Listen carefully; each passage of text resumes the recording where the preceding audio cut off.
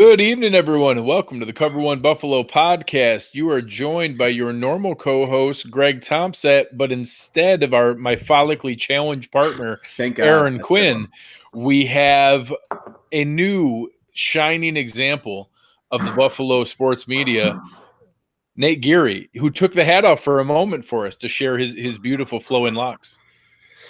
Yeah, not follically challenged on this on this side of things, but yeah, good to be back on. It's been a while, boys. Well, in this case, it's my man.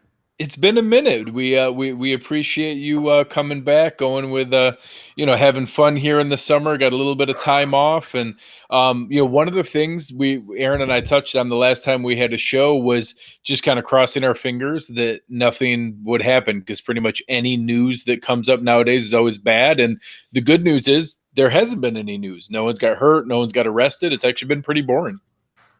Yeah, I mean, what a rarity. But I mean, we'll leave the other distractions. Yeah, right. But I like to say, it's like leave those distractions to the other teams. And I mean, at this point, like, it's thank God that there's been nothing newsworthy the last couple of weeks, because this is like DWI time. This is Kareem Hunt getting whatever at the bar time. So it's like, and I mean, listen, Sean McDermott is.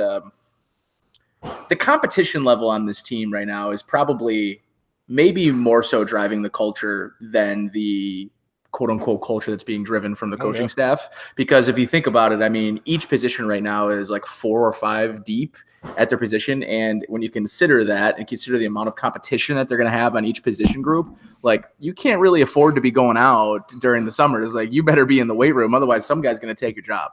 Oh, seriously. No, I think you have to exactly be there. I know I read a nice piece that they did on Chad Hall talking about that he was like, hey, I walked away at the end of OTAs and minicamp knowing I wasn't the most physically gifted. I wasn't the most talented. But from this day until the day we show up at training camp, I know I'm going to outwork everybody else, and kind of instilling that kind of feeling there. And like you said, they all have a sense of self-preservation, that if we have to worry about whether it's a starting spot or a roster spot, that's different for each guy.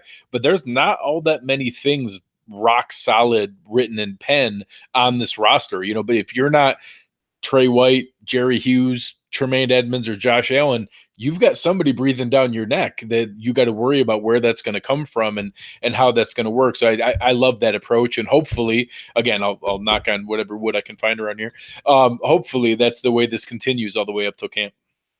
I mean, yeah, that's kind of the hope, and that's going to drive the best players and the best 11 to be on on each side of the ball, playing it at all times. But I think the interesting part about how the roster's built, right, is like some of the depth brings like different elements of each position. Like you've at the linebacker position, you've got 3 players with Lorenzo Alexander, Tremayne Edmonds, and Matt Milano, all that sort of bring something very different to the table. I mean, in terms of blitzing, like, you want Lorenzo to be your blitzing linebacker, a guy that can come off the edge, come up the middle. Tremayne Edmonds, you've got a guy that is arguably, even though he's going into only his second season, like one of the best pass defending middle linebackers in football. I mean, just because of his range, his size, his athleticism, it's unreal. And then you have Matt Milano, who I think is the best overall like linebacker in the team right now. He's, to me, was playing at or near an all-pro level last year before his injury.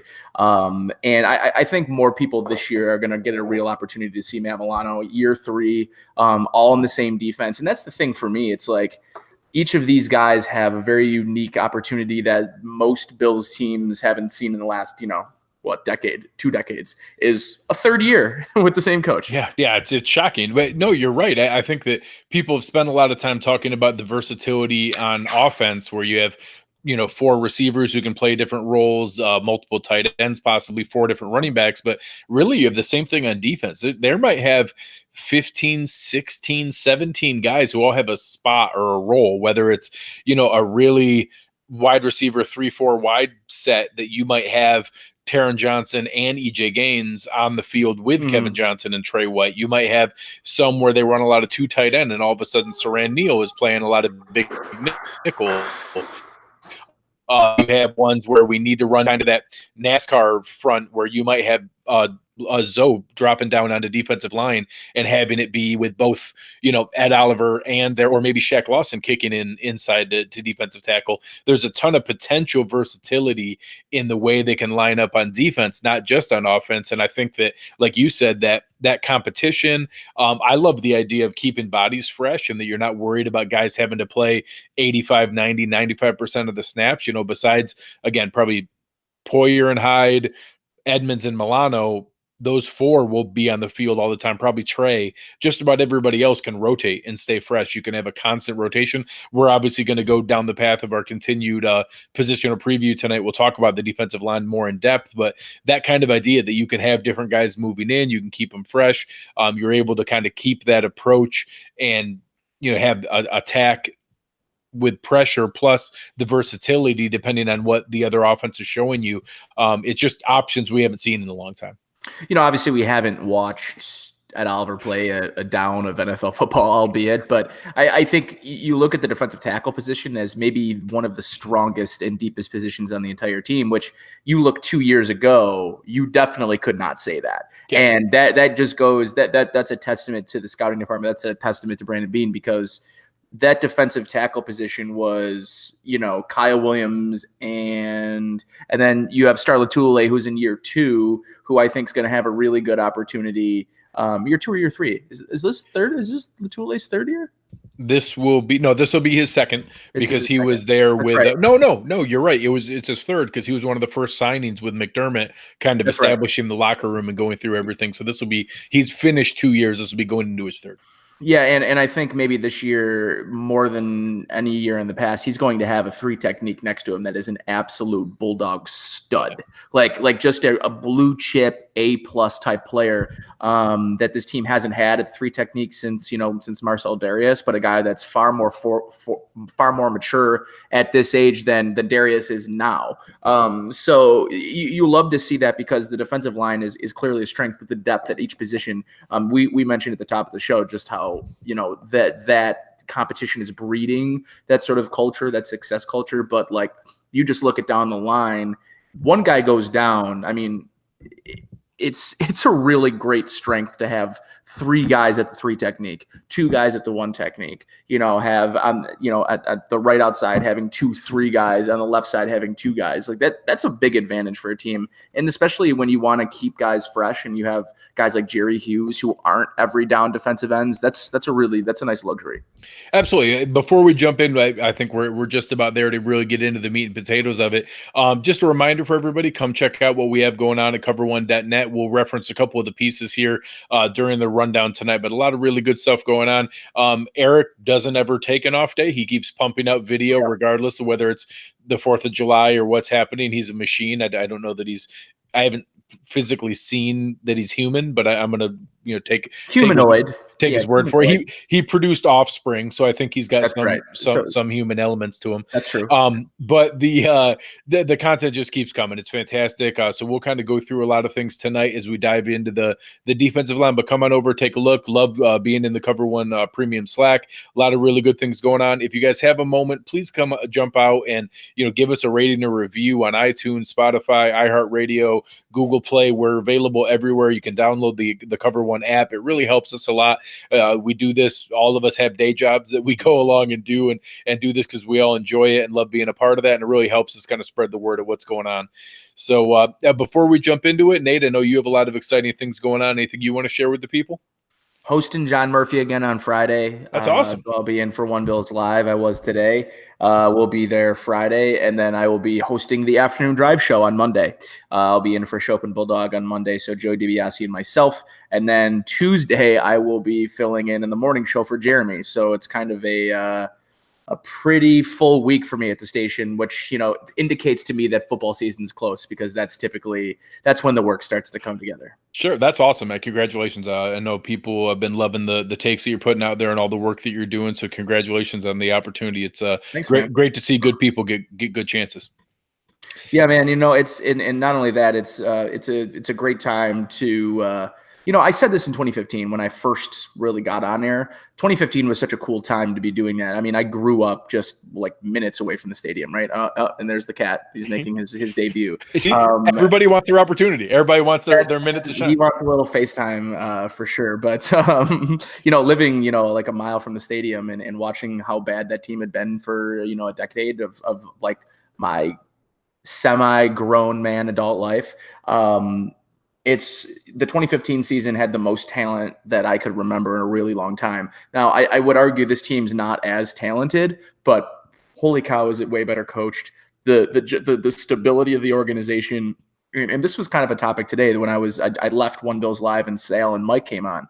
They were talking about, which franchise they felt was closer, the Bills or the Sabres. And I think a lot of people kind of landed as they are sort of close, but I just think like from a stability standpoint, and listen, I mean, stability can go right out the window if they have a 5 or 6 win season this year. But for the first time in a long time, from the top down, there's one message. There isn't internal, debate over who should be playing. Everyone is in lockstep. And because everything is so cohesive from the top, that sort of just makes its way down. It's the trickle down effect of having competence, right? Like competence trickles down, and money doesn't always, but competence does. And in this case, that's a really good sign if you're a Bills fan, because for the first time, it's like they have built a roster where I think they're one of the deepest teams in football. That doesn't mean that they're the best team. They have the best players, but I mean, you can't really look at too many rosters and say, if the Bills when they cut down to 53, there's going to be 5 or 6 guys that tag on their teams. And that is not something that is normal around here. Absolutely. I think it's interesting you say that, because I don't think we actually are that high from a elite talent standpoint. I think we have a good handful of guys that have the potential. I think, someone like the pedigree of Ed Oliver, the potential we've seen in Trey White, maybe Trey White year 3, Tremayne Edmonds. Those are guys who could step into that role. Right. But I think we actually have an enormous amount in that next tier of the current Trey White, Tremayne Edmonds, Micah Hyde, Jordan Poyer, Gerry Hughes, like that really, really good tier. I think we have much more than average. And then the same thing in each of the next groups. We made this point in the O-line show last time going through that. I think we might have the best 6th, 7th, and 8th offensive linemen in the NFL. We might not have any, Tyron Smith, right, that kind of elite all-pro level guy, but the guys who might have to step in if something happens are all capable NFL starters. And we've never had that, not never, in a very, very long time. So I always approach things from an investment standpoint financially, that if you approach the Bills as a stock right now, you look at what the Vegas win totals were, you look at what the Super Bowl odds are, you look at what their perception is nationally outside of our little bubble, our Bills Mafia bubble here. Nationally, we're seen as a bottom third team. Mm-hmm. From that perception versus where I think the trajectory of the organization is, with consistent continuity and from a leadership standpoint, same GM, same head coach, same offensive coordinator, same defensive coordinator, mm-hmm, same quarterback, that kind of continuity that's going to grow the kind of quality that we added from a free agency standpoint, a good draft, the contracts we've set up. We don't have any garbage contracts on the roster, right, that kind of thing. That's the kind of stock I want to buy, where the perception is low, but the potential is there to grow together. I've joked for months now, cut down day is going to be a disaster on Bill's Twitter. There are going to be so many favorite guys who are getting cut, and people are going to lose their minds. Oh my gosh, how did you cut this guy? And mm-hmm, people are going to lose their minds because there's going to actually be talented people that can't make this roster. And that's just a crazy thought compared to the, having to drag 6 extra undrafted free agents onto the roster, or hell, the last couple of years, we've had to scour the waiver wire as other right, teams have cut people, begging to bring them aboard. This year, we're going to have a hard time cutting it down.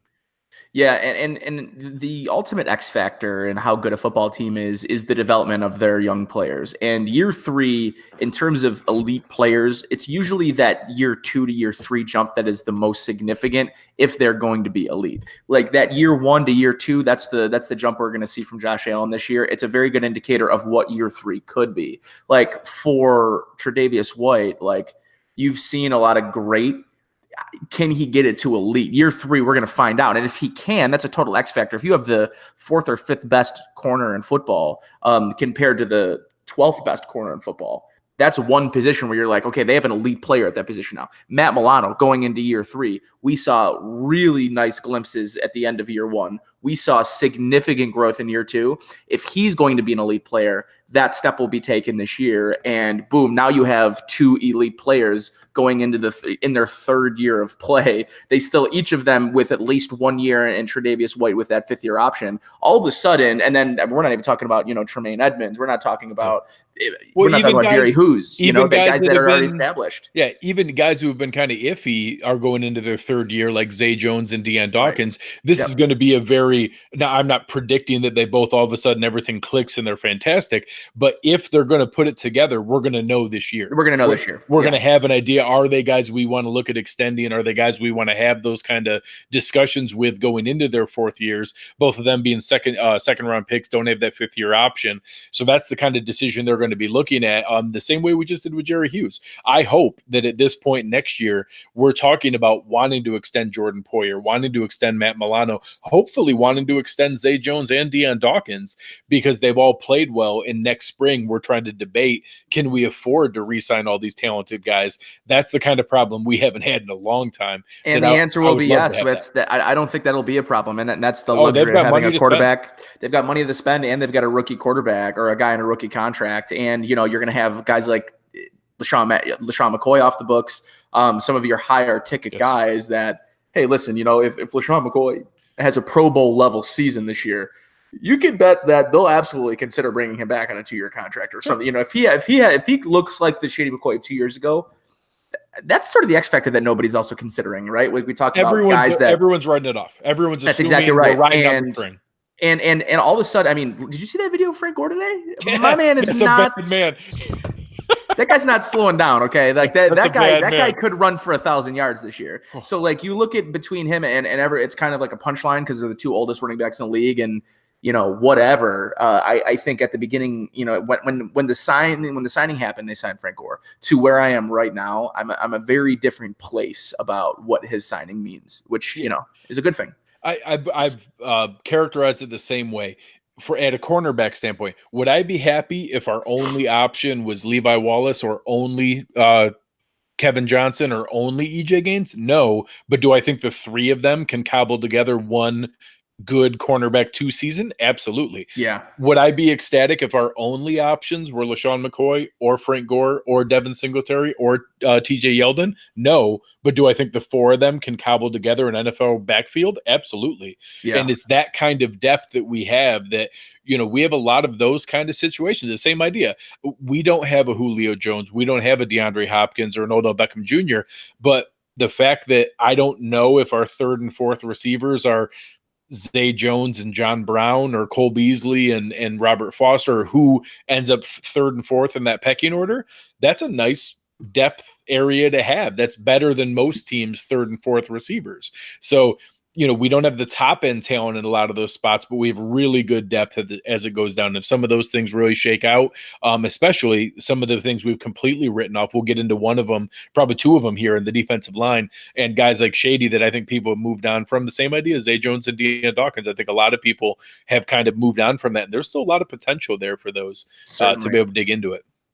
All right, that's got to be exciting though. Dion Dawkins is one that he's been written off in a lot of places that I know. Oh yeah. That's going to be a great one. I mean, that to me, that's going to be a great one to evaluate at the end of the year is where Dion Dawkins is, and he was a 2nd round pick. You don't have the 5th year option for him. So this is a big year for him going into his 4th year next year. Yeah. It's the same idea. How much can you put out? So from a base level, I'll even use Trey White. So both Dion Dawkins and Trey White, I think by most measures, took a somewhat of a step back perception-wise from their rookie year to their 2nd year.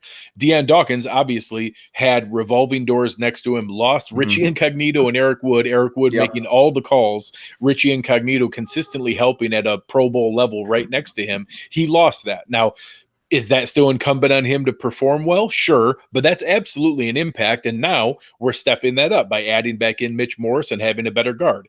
Trey White's the same thing. Trey White played phenomenal as a rookie. So in his second year, the defense said, hey, we have our guy out here. We can put him on an island. We can put him against the number one receiver. And we have a dumpster fire at cornerback 2 for the first 10 weeks of the season. We always have to tilt Poyer and Hyde the other direction. We constantly have to give extra zone help from the linebackers that way, because hell, if we don't do that, even doing that, we might get beat, but we have to do that to stay sane. And God, Trey, we need you to just kind of survive with single coverage on the best receivers in the NFL.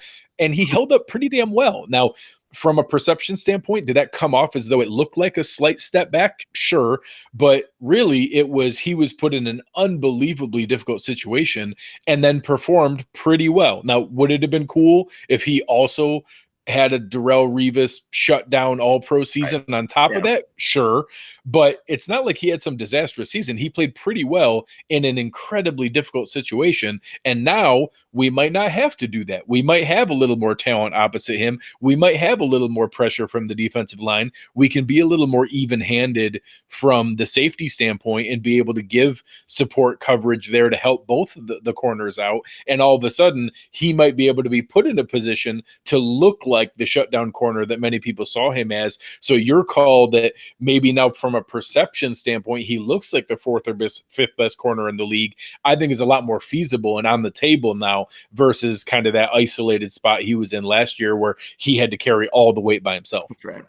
So those are the kind of things we'll see this year. And now, let's get into the core for today's show and the defensive line. We'll kind of split it up into two groups because that's kind of naturally how it works. We'll start with the defensive tackles. So on the roster right now, it's actually one of the most defined groups. There's maybe a little bit of jockeying technically from a starting standpoint, but it's one of the few where you could, put a large sum of money that the four guys that make the roster are going to be Star Latuile, Harrison Phillips, Jordan Phillips, and Ed Oliver. We do have a few other guys kicking around, Pecco and a few guys that have kind of hung around the roster from a training camp standpoint, but I don't think any of them even have a 1% chance of making the roster outside of injury. So what are your thoughts on where those guys align? I think the easiest ones are Ed Oliver is exclusively a 3-tech and Star Latuile is exclusively a 1-tech. What are your thoughts on where Jordan Phillips and Harrison Phillips fit into those roles and where they may rotate? Luxury, right? Because Jordan Phillips at this point, I think can play the one technique if needed. And I do see a role for him playing in the one technique on third down. Like imagine, your one technique being Jordan Phillips, your 3-tech being Ed Oliver. You have, or maybe that 3 technique instead of Ed Oliver, you bump Ed Oliver down to the 1 technique and throw Lorenzo Alexander as an interior pass rusher. So again, what this alludes to is the flexibility that they have behind those guys. Ed Oliver, I think, will have situations where he bumps down to the 1-tech in pass rushing situations that it makes sense. And you want to go with a little bit of a smaller, more agile lineup. And I mean, good luck with, good luck having your center basically one-up man on Ed Oliver. It's going to be a bloodbath. So I really like Jordan Phillips a lot. I thought that when he came in, whatever it was like week 4, week 5, I think a lot of people just automatically assumed of what we knew about him as he was kind of a loudmouth, and he probably isn't going to fit well with what the Bills are doing. It was a reasonable assumption. It was a reasonable presumption, but he got to a point where he could be relied upon. Now, a couple of foolish penalties. Jerry Sullivan, I'm sure, has a spreadsheet ready to go on his penalty use. So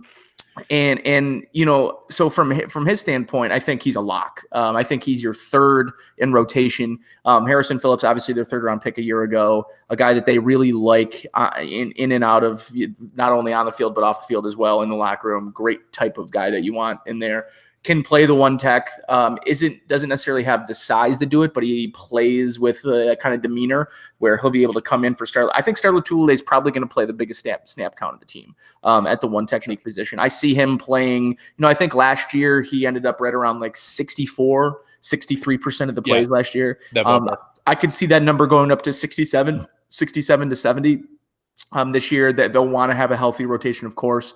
But I just think in terms of what they're asking him to do and what the one technique position is being asked to do in this defense is it's just asked to please take that double team so that, and listen, eventually, and this is what I thought that Star Lotulelei has an opportunity to be hit the best that he's been in this 10 years with the Bills, is that they're not going to be able to just double team Star Lotulelei now. Like they're going to have to they're going to have to put a lot of attention on Ed Oliver. So in retrospect, because of that, like I think that there's going to be a lot of opportunities in a run game where, Star Lotulelei is going one up man on man. So that'll be interesting to see. So between those four, I'm pretty excited about that group. One guy goes down. Yeah. I mean, you don't love where you're at. But that's kind of their healthy rotation mindset, is if we can have a constant rotation, guys playing 50, our highest usage guys playing between 55 and 65% of the snaps, that's a healthy rotation. You're reducing the risk of injury, I think, a lot.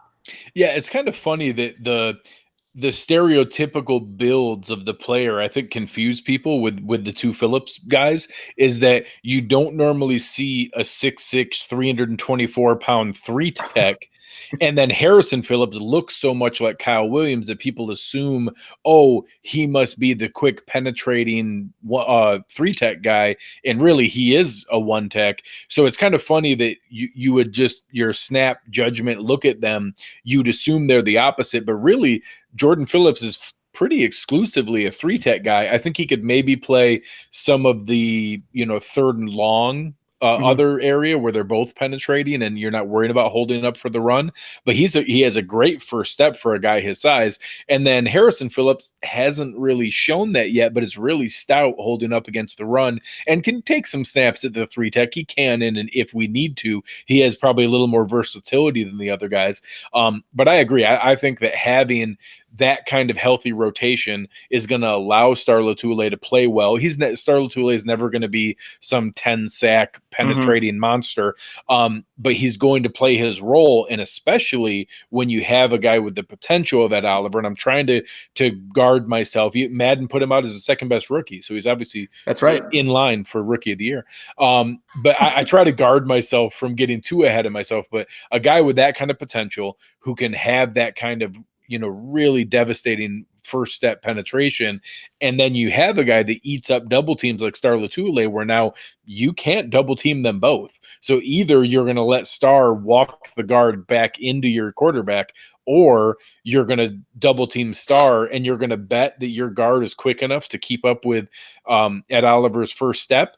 Man, that's a nice option to have that we haven't had in a long time. So I do think the defensive tackle rotation is interesting. I actually hope they don't ratchet up Star's snaps more. I hope that last year we actually had our fourth D tackle didn't play as much. It started to balance out later in the year as Jordan Phillips played a little bit more, and then the last half of the year when Jordan Phillips was playing well, you really got into a good run where, except for the games where Kaiir played a lot, he had 2 games where he played quite a bit. Most of them really focused on everybody above 40, nobody above 60, and everybody getting a good amount of snaps rotating in there. I wouldn't hate that. I wouldn't hate keeping them fresh. Although if Star and Ed play well enough where you just can't take them off the field, which is what happened with a couple of stretches with Kaiir last year, that would be a great problem to have. If they're playing well enough that you just need them to get that 65, almost 70% of the snaps, that's an awesome problem to run into from a defensive tackle. I think that's a great problem. And, I'm excited because a lot of people, I think everyone, I know that I'm kind of sick and tired of like all of the Aaron Donald comparisons you get with that. It's not fair. It's not fair. It's not fair. But like, I'm excited to see how he lives up to what a lot of people are expecting him to have, a very, very, very impactful rookie season. You said Rookie of the Year. It's not out of the question. It's he plays absolutely in an impactful position.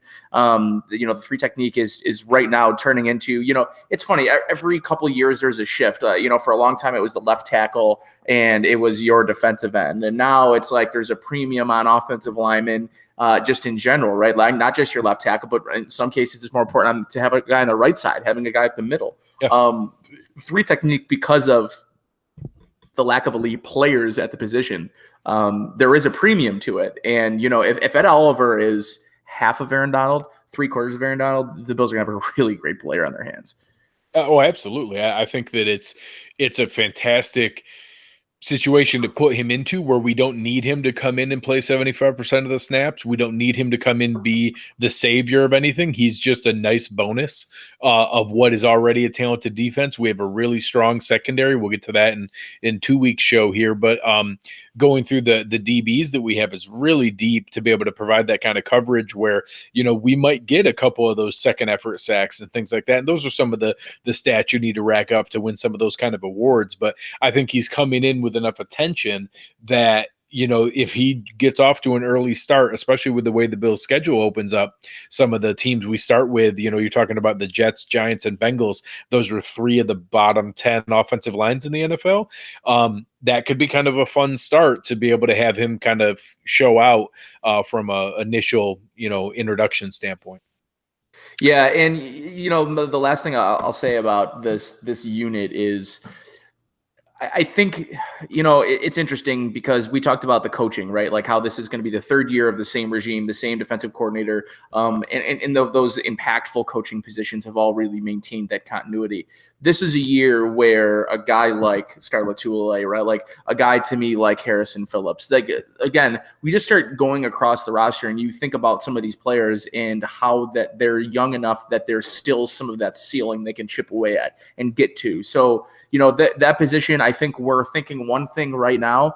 It'll be interesting to think about by week 12, by week 14, what we're saying about the defensive tackle position. So it's going to be interesting how to see how it plays out. And I know that it's one of the more exciting positions I'll be keeping an eye on during training camp. That's for sure. Absolutely. I know Eric's in the chat here with us and also mentioned that, we'll talk about Shaq here in a second with the defensive ends, but Shaq and Lorenzo Alexander both are going to get a healthy amount of snaps at defensive tackle, especially in those 3rd and long and obvious passing downs. So, adding on 4 good defensive tackles, a few of which can penetrate and play from a really strong snap count standpoint themselves, having that kind of versatility, guys who can hold up in that kind of role with Shaq and Zoe adding into that mix is even more versatility and flexibility with it. So, all right, jumping into the defensive ends. This one has a little bit more intrigue where there's at least a 4th spot up for grabs. So let's kind of separate this into 2 discussions.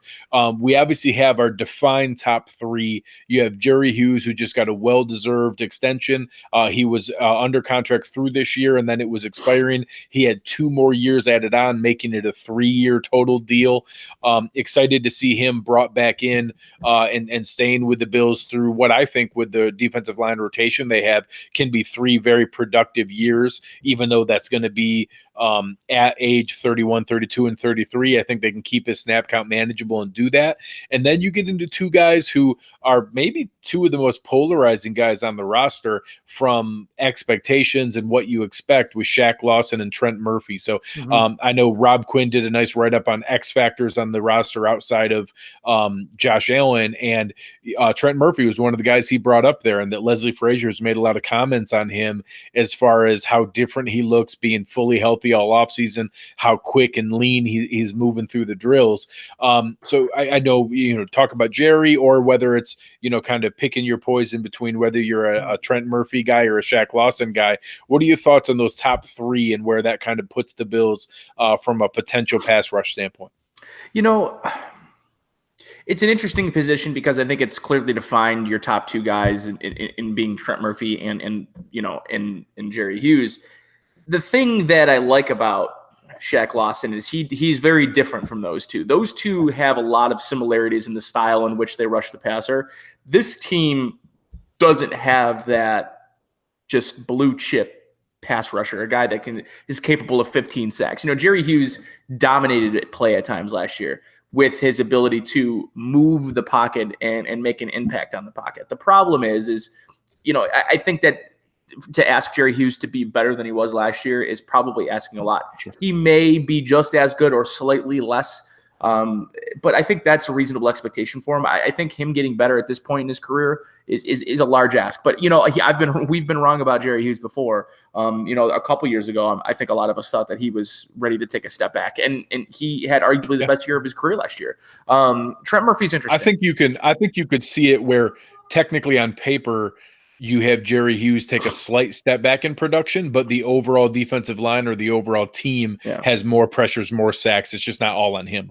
You know, and I think the success of the defensive ends are going to be predicated on how much pressure that Ed Oliver can create up the middle, because they just haven't had a presence like that. And it's the shortest path to the passer, right? It's the shortest path to the quarterback. So if you can get them feel, and this is a big thing for Tom Brady, is if you can get pressure up the middle, that's the one way that has been proven that you can get to Tom Brady and rattle him, is by pressure up the middle without having to blitz. And having said that, with Trent Murphy, the interesting thing is I had Joe Moreno on today from the Draft Network, right? And Joe talked about, and I think I asked him who would be more likely to lead the team in sacks, Trent Murphy or Gerry Hughes. I think the question was. He was like, definitely Gerry Hughes. Trent's going to get his sacks, but it's just because his motor's always running, and he's going to kind of just get sacks due to he's in the right place at the right time. Yeah, some cleanup stuff, second effort stuff. It'll be interesting to see what he looks like, because 2017 Trent Murphy, he at the beginning of that football season, he looked really good. In 2016 Trent Murphy, really efficient player, he was playing 35-40% of the snaps. He wasn't playing that high role. Is he a good enough run defender? That's the question that we have to ask. Is he a guy that can be relied upon as a run defender? And I think that's what I like about Shaq Lawson, is we know we can depend on Shaq Lawson as that run defender, as the guy that sets the edge, does not get beat to the outside, and is a deal. He's a problem when you are in run sets. The problem is he doesn't have dynamic athleticism. I will say this, and Eric has mentioned this too, is he did seem at times to have a plan going into some of his pass sets last year. But for the most part, over the course of his career, what's made him disappointing is that it just looks like when he's attacking an offensive lineman, he just doesn't have a plan of attack on how to beat him. And because of that, he just hasn't really developed a go-to, pass rush move. He's not a bull rush guy. He's not a swim move guy. He's not a spin guy. He's not a, outside and inside guy. And he's certainly not going to get to the edge and get that bend around the edge. He's just not that type of athlete. So what he is a very good, responsible run defender, and leaves a lot to be desired as a pass rusher. If you could combine, Trent Murphy and Shaq Lawson, you're talking about a complete player. So when you say that, now you're like, okay, well, we have a complete position on the outside.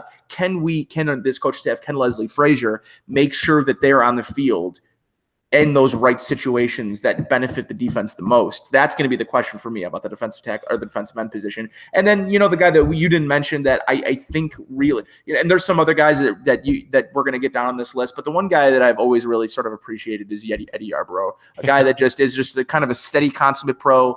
The problem is, I think this year there is enough talent behind him to maybe push him to the point where he may have a tough time making the roster. Yeah, I think it's really interesting. I'll start on the point as far as the roles. I actually think it's going to be kind of a delicate line that is going to be difficult for Frazier to walk, because technically I think they're going to want, not only from, money talks in a lot of these roles, I don't think that's how they're going to make their decision, but, he is a well-paid guy, and I think Murphy's going to earn the starting spot.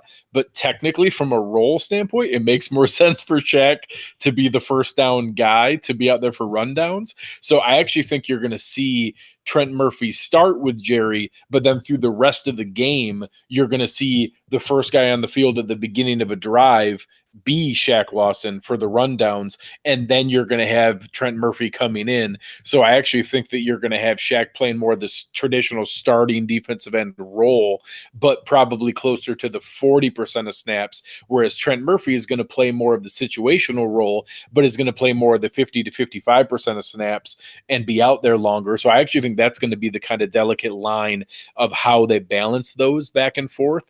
And it'll be interesting to see how they do that. I think Gerry will consistently play the most snaps on the defensive line, and he did last year, and I think we'll continue to see that. I hope that they balance that, because last year he started to get up near 70% of the snaps, and I hope they can manage that, because I want 3 more good years out of him. But a lot of that's going to come into the next part of our discussion. So I agree. I think that we have some really good pieces there. I think that with Trent Murphy being healthy, with Shaq Lawson being motivated by a contract year, with Gerry Hughes continuing to be talented, that's a legitimate top 3, exact same conversation as the wide receivers, as the offensive linemen. Do we have a Khalil Mack or a DeMarcus Lawrence? Right. No. But are there teams who wouldn't mind having their second and third guy be Shaq Lawson and Trent Murphy? Yes, I think that's nice. So now getting into the other piece of it here, you have, again, your some of your kind of fan favorites in Eddie Yarborough. You have, again, a guy who actually started to beat out Yarborough last year and made Yarborough a healthy scratch in Mike Love. Yeah, Mike Love. You then have, and kind of an unheralded free agent signing in Eli Harold, who was kind of a tweener outside linebacker that the 49ers drafted. Then he had a little bit of run with the Lions, had some decent success there. He was a minimum level signing, but maybe a little more potential than your average just camp invite. And then you have 7th round rookie Daryl Johnson. You have those guys basically competing for one spot. I don't think it's feasible we go into the season with 9 defensive linemen, not with the competition we have with DB and offensive line and some of those, and tight end with the injuries. So I do think I think there's a 5% chance we keep a 9th defensive lineman, and it would be one of these defensive ends in my mind. I think it's very likely it's those 4 guys, Eddie Yarborough, Eli Harold, Mike Love, and Daryl Johnson competing for one defensive end spot at DN4. What are your thoughts on maybe who has the upper hand right now and who could maybe launch themselves there with a good training camp? Coaching favorite's going to be Eddie Yarborough. Sure, I think he comes in with the head start. Yeah, I think he's got the head start. Mike Love's right there though, and he's very close behind. Eli Harold's another guy that I know they like. Can he be a full-time defensive end when for the most part he'd been considered like a pass rushing outside linebacker or a 3-4 guy? So we'll see if that transition can be made to be full effect. But I'll be interested. I think Eddie Yarborough ends up being the guy. But if you told me Mike Love was on the 53-man, I definitely would not be shocked. No, I think it's a good call. I'm going to go a little bit out of left field, and I'm going to say that I actually think Eli Harold has a shot to be the defensive end 4 because I think his build and athleticism could let him contribute just enough on special teams that then he can be your 20 to 25% snap defensive end 4 guy that we've had, because again, Shaq's going to kick into D tackle sometimes. Zoe can play some outside spots. You can rush Tremayne and Milano sometimes. So I think, and especially we've seen a lot more blitzing now so far from Saran Neal and some of the big nickel spots, that I think we might be able to see Eli Harold snag that 4th spot because he can still be that contributor in that area, plus maybe play the 20% of special team snaps that they might need to round things out, especially if we start keeping, 4 running backs who can't play special teams or some other spots that maybe aren't traditionally there. So it might be an area that we don't always look at from a special team standpoint, and maybe we need a little more of that from the 4th defensive end. So I think you're right. I think you're spot on and kind of in the pecking order. If I had to rank it right now, I think Daryl Johnson is, you might as well already write him in pen on the practice squad. I think he has a great physical presence. He's the one guy I'll say, if he shows he's more ready than what it is, the guy's a monster. If you've seen pictures of him walking around minicamp, he is enormous and looks like he has the frame you could tack on some real muscle to build into something special. But he came out early from a 1AA school, was not, was right there borderline. I know Joe Marino had him as kind of a 5th round talent, but needed a lot of, work that I think you can already put him on the practice squad. And unless he really shows out to the point where Bean doesn't think he can sneak him onto the practice squad, I don't think he has much of a shot. I think it's going to come down to Yarborough, Mike Love, and Eli Harold. I think special teams will play a role, but it'll also come into play where you said, you brought up earlier, Trent Murphy and Gerry Hughes aren't necessarily your stereotypical rundown guys. If they think they need a little bit of help in that spot from an Eddie Yarborough, maybe that's enough to overcome it, where I think Eli Harold might be a better pass rusher than Yarborough and better special teams, but is also a much smaller guy and may not be able to hold up against the run. So, a little bit of intrigue there on the defensive line, not necessarily the most critical spot from a snap count standpoint, but it's fun that that's the kind of thing we're debating because the top end is as rock solid as it is. Yeah, there's no doubt about it. And the special teams you brought up, is like the ultimate X factor on a Sean McDermott football team. Like if you can play even a lick of special teams, you have a big leg up on on the guys that you're going to be going up against, especially at a position like that where you mentioned, are they going to keep 5 guys? I don't think so. I think if you're going to keep 5 guys somewhere, though, on the defensive line, it would be at defensive end. I just think from a rotational standpoint that 5 there makes a little bit more sense, especially if you have a guy like Eli Harold and Eddie Yarborough, who, I mean, you're talking about 2 very different players, so you might have that versatility. And on a third down situation, if someone gets hurt, you'd rather have an Eli Harold than an Eddie Yarborough, but on first and second, I'd rather have Yarborough. So the rotation-wise, I think that would make sense. But you're right. I mean, to me, it's the special teams is the ultimate X factor if you're a player on this team. Yeah, and I'm actually digging around while we're talking here. Eddie Yarborough played a little bit more special teams than I realized last year. He played 17% of the special team snaps. So I think a lot of that might have been field goal block, if I'm looking at it right, because he played similar to Starr and Kyle Williams. So I'm going to guess that a fair amount of that is a field goal block unit. But he was out there more than some of the other guys, and certainly more than Murphy and Shaq and Hughes. So, maybe a little bit there. So I think it's going to be interesting, and especially bringing in a guy like Heath Farwell that we don't know who his favorite guys are. We don't know, is he going to want a receiver out there at gunner versus another spot? Is he going to want, any guys who can block on the punt unit, or is he going to want all linebackers and safeties in there at the offensive line of the punt unit?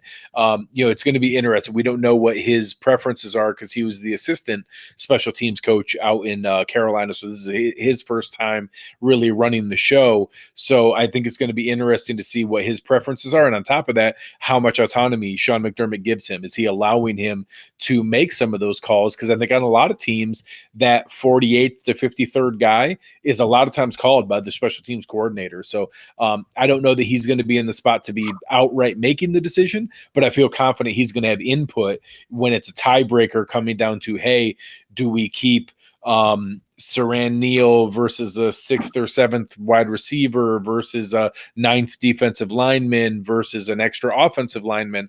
I do think he's going to have some input there to be like, hey, I really need Corey Thompson because I need that 6th linebacker because he's really going to be able to play on all 4 special teams units. So I think he is going to have some input there, and I do think that's where maybe that could be the tiebreaker with a Yarborough versus Love versus Harold versus purely the defensive end, because I don't know that any of the 3 of them stand out so significantly as a defensive end that's going to be a deciding factor on its own. It's sort of like a running back 4 situation. The defensive end 4/5 position is really the same conversation we're having at running back 4. Would this team carry 5 running backs? I think if Sonoris Perry showed that he was an absolute stud and that TJ Yeldon in the preseason showed like this guy needs to make the roster because there are situations that we want him to play in, like. And not only that, but this is a team and this is a coaching staff that understands that you're going to, at some point during the season, 1 or 2, we've seen 3. I mean, I forget what podcast I was on. I was talking, it's like a really good trivia is going through just the last 5 years and naming running backs outside of LaShawn McCoy that have carried the ball for the Bills. And the list is significant. I mean, there was a guy, and the only reason I know this is because he was in Notre Dame. Sear Wood was making meaningful carries for this team but 4 years ago, right? So like it happens. Like, guys are going to go down, and that's a position where it's like Sonoris Perry. If you can show that you are a stud, they'll consider keeping 5 running backs. I think people probably would think that's crazy. I don't. If you have a stud in special teams like you do in Sonoris Perry, but you also really like TJ Yeldon, and I think that's a totally logical thing that can play out. Absolutely. Well, I mean, terrible coaches like Bill Belichick keep 5 running backs. So obviously that's not the kind of company we want to be keeping, but but honestly, it's all about roster composition. And I think sometimes people get a little carried away. Aaron makes a good point about this, that, hey, there were games last year where we carried 5 running backs because technically that's the letters you had to put next to Tywan Jones's name. Yes. And Sonoris Perry is the same thing, that yes, technically when we turn in a roster to the NFL, we can't put ST next to his name. So you have to just pick a position, but you might as well call him a quarterback if you're going to call him a running back. Yeah, Andre Roberts. Now, I will say Andre Roberts might at least get some run at wide receiver, but that's not why he's here. That's not why he's on this roster. He is 99% a return man. Cinere's Perry even more so. But like a Dion Lacy. Dion Lacy technically played linebacker last year. The man played like 6 defensive snaps all year, and it was, I think, in the game where Milano got hurt. But every other time it was, guys who could actually play linebacker.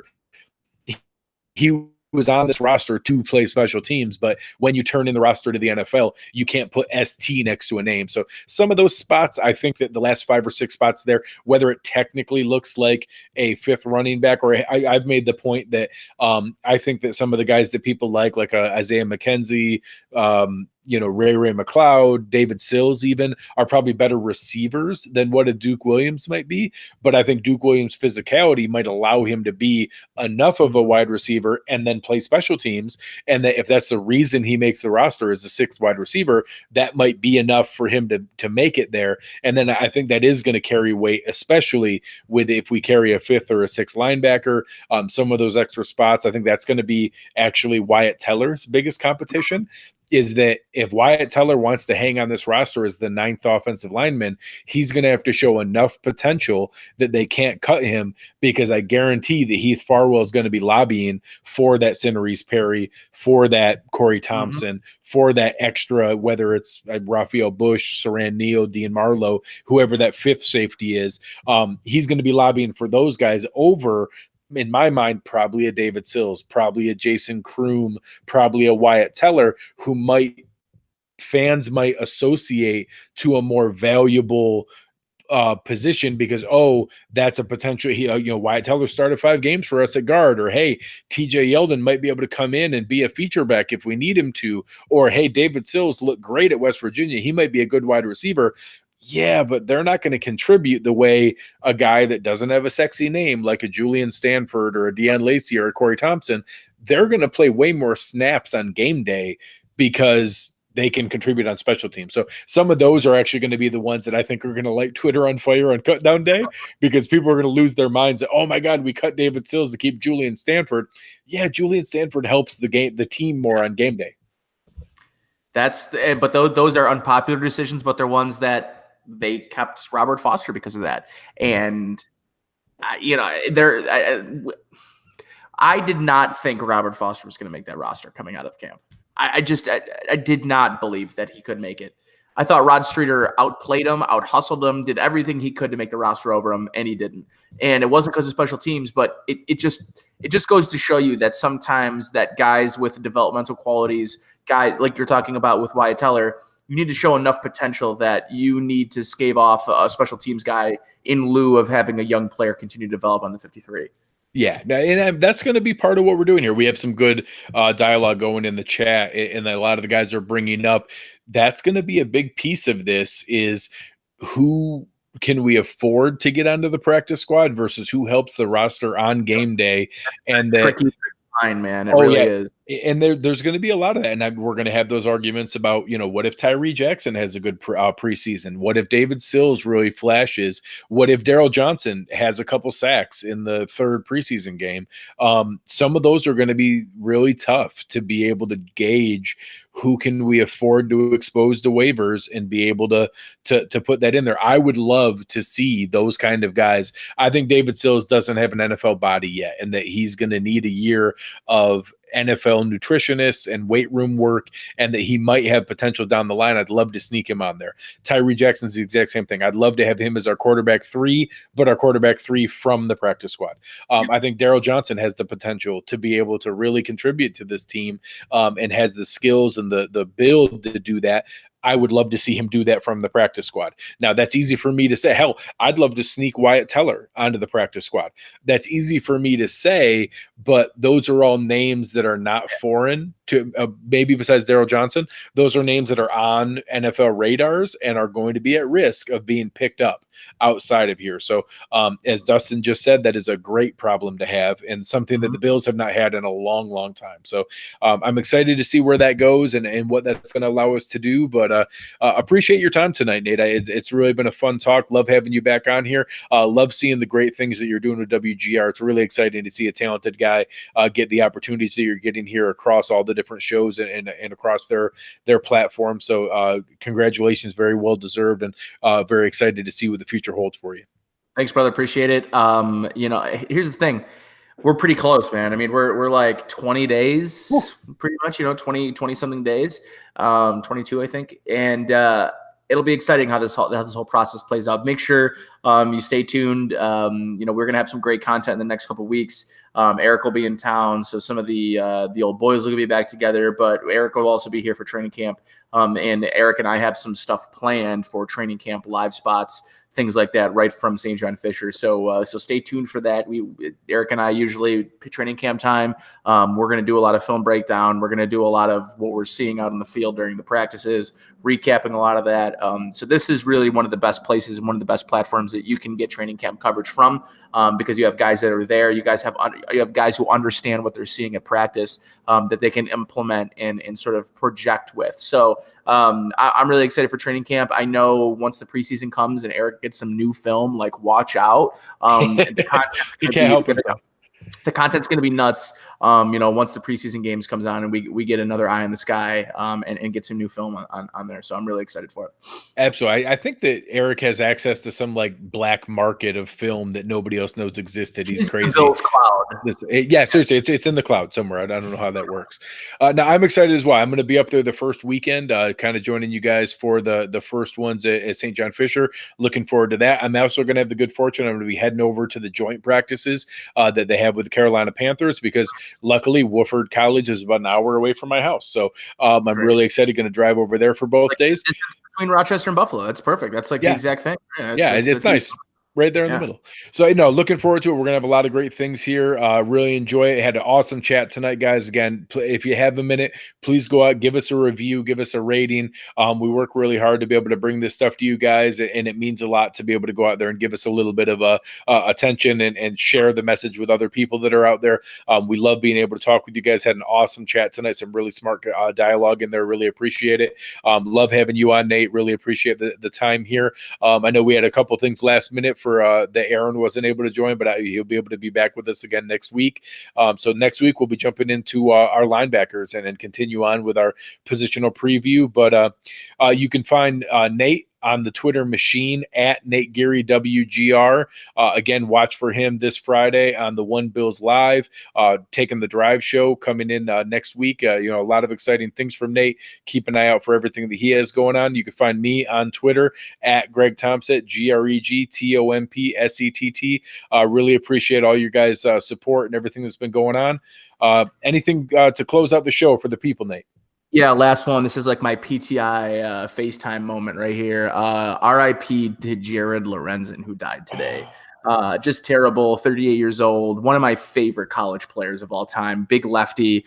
I mean, I wore a 22 practice jersey from like the time I was 12 until I got to high school, and they just wouldn't let me wear my own practice jersey anymore. It was cool because of Jared Lorenzen. Jared Lorenzen, the big lefty, gone too soon. So I'll drink one for you. Absolutely. Well said. All right, guys. Thank you for everything. Really appreciate the shout outs tonight, and looking forward to talking to you guys in the future. We are out.